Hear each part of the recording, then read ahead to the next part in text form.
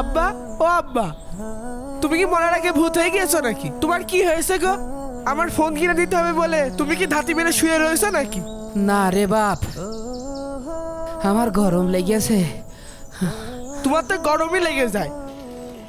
আব্বা, তুমি কি ফোন কিনে দেওয়ার ভয়তে নাটক শুরু করেছো? এই ও আল্লাহ, এ কি উদারে জন্ম দিয়েছি আমি। এই জায়গাটাই অসুস্থ, ও ফোন ফোন করে মরে যাচ্ছে। দেখতে পাচ্ছিস না আমি মরে যাচ্ছি? আব্বা, সেই ছোটবেলাতেই তো দেখে আসছি তোমার বিয়ার আম লেগেই আছে, তা তুমি তো মরছো না। আব্বা শোনো, মরার আগে আমার ফোনটা একটু দিয়ে মরো। আরে আমার কপাল, আমার এই ছেলেটার আমি কি করে বুঝাই যে এর আমি কতটা ভালোবাসি। তোর মা মরে গিয়ে তো বাইসেছে, তোর দিয়ে গেছে আমার ঘরের পারে। তোর ছোটবেলায় মাদ্রাসায় ভর্তি করলাম, তুই সেখানে পড়লি নে, কলি যে স্কুলে ভর্তি হবি। তোর আমি নিয়ে যাই স্কুলে ভর্তি করলাম, পড়লি নে, কলি যে কাজ করবি। প্রথমে যে ভাটাই কাজ করলি, তারপর যে রাজমিস্ত্রিতে কাজ করলি, এখন আবার কারেন্ট মিস্ত্রির কাজ করছিস। একদিন কাজ করিস তো 5 দিন কাজ করিস নে, তাহলে তোর আমি টাচ ফোন কি করে কিনে দেবো? আব্বা, তুমি তো আমার জন্ম দিয়েছো, তা তো আমি বুঝলাম, কিন্তু জন্মবাধার কি দিয়েছো আমার একটু বুঝাও দিনি। ওই রহিম কাকার ছেলে দেখো, ভাটাই কাজ করে দামি মোটরসাইকেল চালাচ্ছে, ফোন চালাচ্ছে, আর তুমি আমার কি দিয়েছো? আমার কাছে তো কিছুই নেই আব্বা। আমি তোর কিচ্ছু দিইনি না। কি দিয়েছো তুমি আমার? ওরে গেল রে, তোর তো কপাল হাসড়িয়ে নি। ওরে আল্লাহ গো, ওরে আল্লাহ, ওরে তুই মরতে পারিস না। আল্লাহ, তোর টাচ ফোন লাগবে, আমি মরে যাচ্ছি, তোর টাচ ফোন লাগবে না। বাবলু ভাই, আপনি এই ঝড় বৃষ্টির মধ্যে এই ভর গ্রামে আসলেন কি জন্য কোন দিনই? আরে 15 দিন আগে একটা গাছ লাগাইছি, সে গাছের ফল এখনো পালাম না। মাঠের মধ্যে তো আমি কোনো গাছ দেখছি না। এই, আমি কিসের ব্যবসা করি তুই জানিস না? আরে আকিবির 15 দিন আগে আমি টাকা দিয়েছি, গাছটা যে লাগালাম ফলটাও দেবে না। 15 দিনের মধ্যে একটা টাকাও পালাম না। চল ওই দাওর বাড়ি। আচ্ছা তাহলে চলেন। কি ভাই, উঠতে পারো।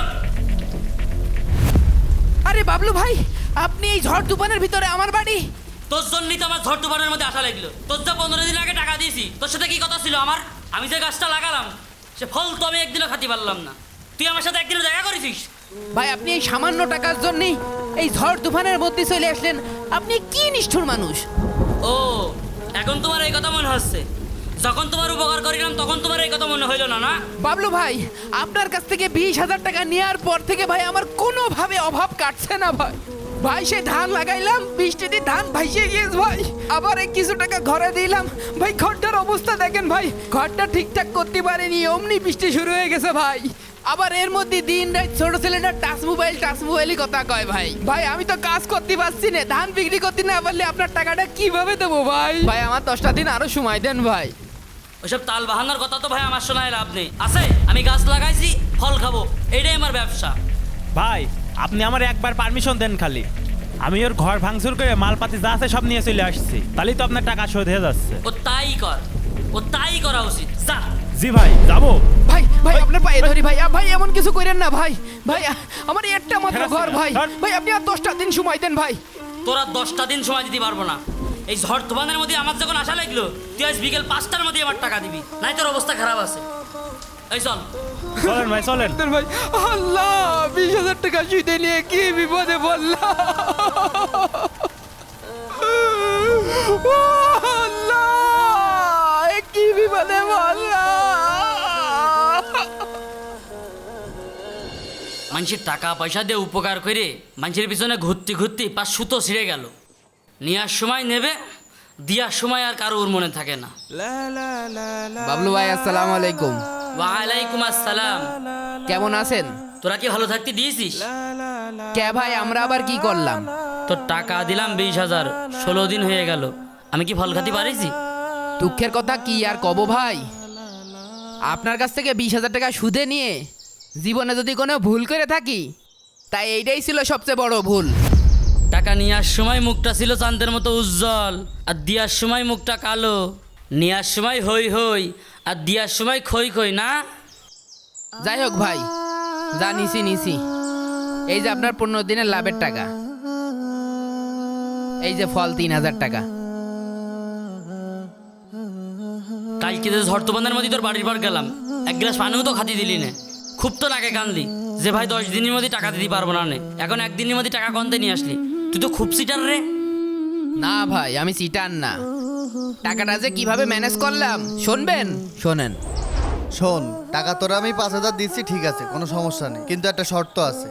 কি শর্ত? অন্যান্যরা সবাই 1020 টাকা করে নেয়, কিন্তু আমি এখন তোরা নগদ দিচ্ছি, আমারও 40 টাকা করে দেওয়া লাগবে। কি বলেন ভাই, এটা বেশি বেশি হয়ে যাচ্ছে। কিস্তিতে টাকা নিলে 1010 টাকা নাই, বাবলু ভাইয়ের কাছ থেকে টাকা নিয়েছি 1020 টাকা নাই, 40 টাকা। এইটা মানবিকতা হয়ে যায়। দূর। ঠিক আছে, তাহলে তোর টাকা নেওয়া লাগবে না, যা যা অন্য জায়গায় যা। ভাই ভাই দেন দেন দেন, 1040 টাকাই দিবা নে, দেন। আচ্ছা ঠিক আছে, দেখ গুনে দেখ। 5000 আছে না? হ্যাঁ। তাহলে আর গুনছি নে। কি রে, আজকে এটা দিয়ে যা। হ্যাঁ, আজকেটাও দেওয়া লাগবে। বাবলু ভাইয়ের কাছ থেকে নিলাম, বাবলু ভাই তো আজকেটা নিল না, কালকেতে নেবেন আপনি। আমিও সব বাবলু টাবলু বুঝি না, আমারটা আমারে দিয়ে যা আজকে। তাহলে 5000-এ কত আছে? 200 টাকা আছে। হ্যাঁ। এই নেন আপনার 200 টাকা। আচ্ছা ঠিক আছে। 5000 টাকা নীতি এসে নিয়ে 200 টাকা দিয়ে যাওয়া লাগলো। এই শালা সুদে টাকা যে কিডা আবিষ্কার করিল, খুব উপকার হচ্ছে। যাই বাবলু ভাইয়ের টাকাটা দিয়ে আসি।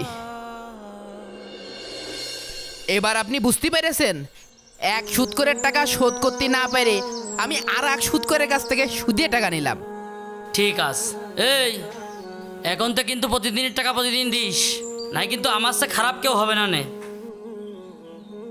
ওই দিন হুজুর ঠিক কথাই কইল, ওই 200 টাকা সুদ আজকে আমার জন্য কাল হয়ে দাঁড়িয়েছে। তাই আপনাদের করছি, আপনারা কেউ আমার মতন সুদে টাকা নিয়ে ভুল কাজ করেন না, জীবন সব শেষ হয়ে যাবে।